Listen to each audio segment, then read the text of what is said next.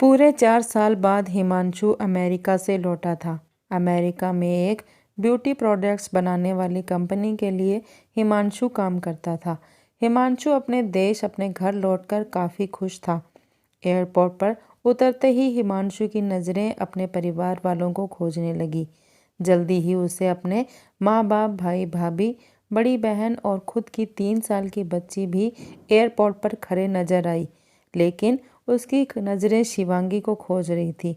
वो सोचने लगा, ये शिवांगी मुझे मिलने क्यों नहीं आई, और ऊपर से उसने हमारी छोटी सी बच्ची को भी यहाँ भेज दिया। हिमांशु ने अपनी बेटी को प्यार से उठा लिया, लेकिन उसकी बेटी उसे देखकर रोने लगी। लाओ मुझे दो बच्ची को, वह तुम्हें काफ़ी दिनों बाद देख रही है ना, इसलिए पहचान नहीं पा रही होगी। कहते हुए दीदी ने बच्ची को अपने पास ले लिया। सभी टैक्सी में बैठकर अपने घर की तरफ रवाना हुए। हिमांशु अपने परिवार से मिलकर खुश था, लेकिन ये बात कि शिवांगी उसे एयरपोर्ट पर मिलने क्यों नहीं आई, उसे काफ़ी परेशान कर रही थी। वो सोचने लगा, क्या खाना बनाना इतना ज़्यादा ज़रूरी था, मुझसे मिलने से भी ज़्यादा, और वो भी तब जब मैं 4 साल बाद वापस लौट आया हूँ। इन्हीं ख्यालों में घर तक का आधा रास्ता बीत गया। अब उसकी बच्ची उसे देखकर रो नहीं रही थी, इसलिए हिमांशु उसके साथ खेलने लगा।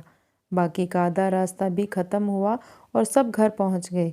गाड़ी की आवाज़ सुन शिवांगी बालकनी में आकर खड़ी हो गई और हिमांशु की तरफ देखने लगी।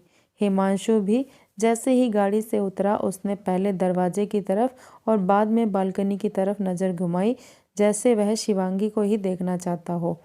हिमांशु से नजरें मिलते ही शिवांगी के चेहरे पर मुस्कान झलक पड़ी। हिमांशु भी उसे देखकर हल्के से मुस्कुरा दिया। सभी घर के अंदर गए। शिवांगी सबके लिए पानी लाई और सभी को पानी देने के बाद फिर से चाय बनाने के लिए किचन में चली गई। थोड़ी देर तक सभी परिवार वालों से बात करने के बाद हिमांशु शिवांगी को बुलाने लगा। माँ ने उसे बीच में टोकते हुए कहा, रहने दो उसे किचन में, थोड़ा काम कर लेने दो, बाद में अपने आप आ जाएगी। तुम बैठो यहाँ मेरे पास, वैसे भी कहाँ ज़्यादा काम करती है वह।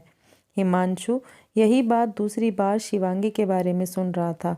अब उसने सोचा कि मेरे परिवार वाले मुझसे झूठ थोड़ी बोलेंगे, हर दिन नहीं होता होगा उसको इतना काम, आज थोड़ा ज़्यादा है, करने देते हैं, बाद में उससे बात कर लूँगा। हिमांशु अपने परिवार वालों से बातचीत करने में मग्न हो गया। एक के बाद एक रिश्तेदार और पड़ोसी हिमांशु को मिलने आते रहे और शिवांगी को किचन से बाहर निकलने का समय ही नहीं मिला। सभी के लिए चाय बनाना, नाश्ता बनाना, यही करते करते शाम हो गई। शाम होते ही अकेली शिवांगी इस बड़े से परिवार का खाना बनाने में जुट गई। 2 घंटे बाद सभी परिवार वाले खाना खाने के लिए डाइनिंग टेबल पर बैठे थे, सिवाय शिवांगी के। हिमांशु चाहता था शिवांगी भी उसके साथ बैठकर खाना खाए, लेकिन फिर माँ ने कहा, अगर वह भी खाना खाने बैठ जाएगी तो सबको परोसेगा कौन। सभी के खाना खाने के बाद शिवांगी ने अकेले ही खाना खाया। रात को सोने के वक्त हिमांशु और शिवांगी अच्छे से मिल पाए। हिमांशु शिवांगी के साथ काफ़ी बातें करना चाहता था, लेकिन वह उसके चेहरे पर थकान और नींद अच्छे से देख सकता था। इसलिए उसने शिवांगी को परेशान ना करने का फैसला किया और उसे सोने दिया। शिवांगी सोने ही वाली थी कि उसकी छोटी बच्ची रोने लगी, तो शिवांगी तुरंत उठकर उसे दूध पिलाने के लिए चली गई। हिमांशु कब सो गया उसे पता ही नहीं चला। जब सुबह बच्ची की रोने की आवाज़ आने लगी तो हिमांशु उठा और शिवांगी को पुकारने लगा। जब शिवांगी पास नहीं दिखी तो उसने बच्ची को चुप कराया और फिर से सुला दिया। हिमांशु बाद में शिवांगी को देखने लगा तो शिवांगी उसे फिर से किचन में मिली, जो सुबह सुबह ही जल्दी उठकर घर वालों के लिए चाय नाश्ते की तैयारी में लग गई थी। अब हिमांशु सोचने लगा, माँ और दीदी तो कहती थी कि शिवांगी ज़्यादा काम नहीं करती, लेकिन जो मैं देख रहा हूँ वो तो कुछ और ही है।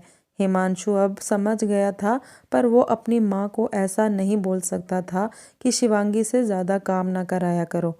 इसलिए अब उसने खुद ही शिवांगी की मदद करना शुरू कर दिया था।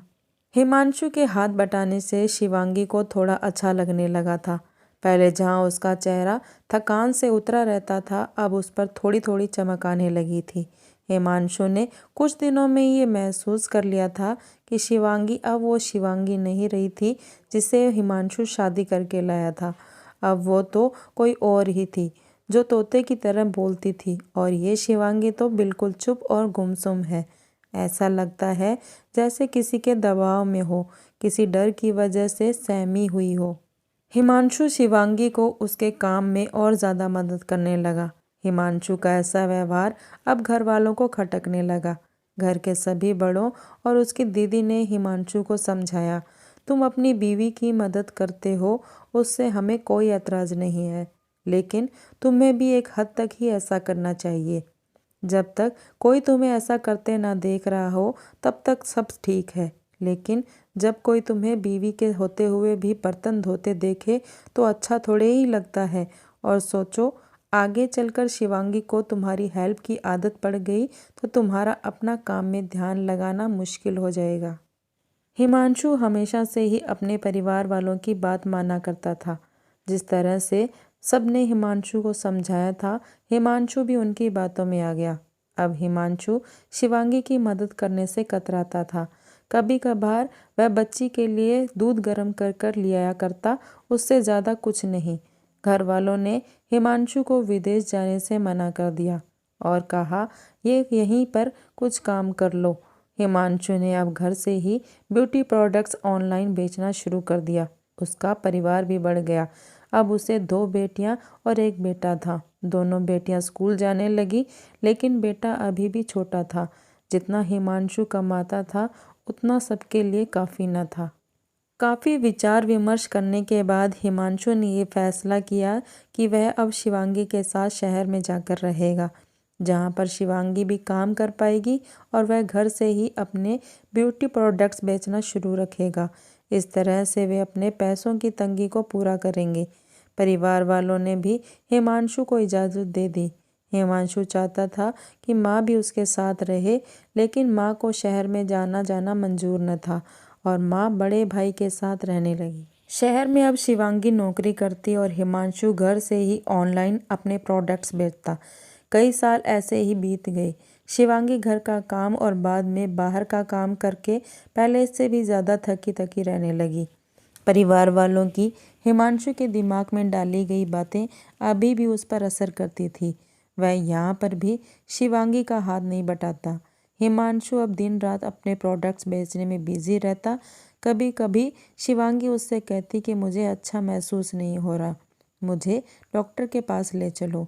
वो हाँ कह देता, लेकिन अपने काम में इतना खो जाता कि कभी उसको डॉक्टर के पास ले जाना ही भूल जाता। शिवांगी तो बीमार थी, लेकिन एक बार हिमांशु बहुत ज़्यादा बीमार हो गया। इतना बीमार हो गया कि उसे अस्पताल में भर्ती करवाना पड़ा। अस्पताल में हिमांशु के पास सिर्फ शिवांगी थी और कोई नहीं था। इतना बीमार होने के बाद भी उसके परिवार वाले सिर्फ उससे मिलकर वापस अपने घर चले गए थे। उसका सहारा बनने के लिए, उसकी तकलीफ बांटने के लिए कोई भी उसके साथ नहीं था। बिस्तर पर पड़े और शारीरिक तकलीफ से गुजर रहे हिमांशु को अपनों का ऐसा व्यवहार बहुत तकलीफ दे रहा था।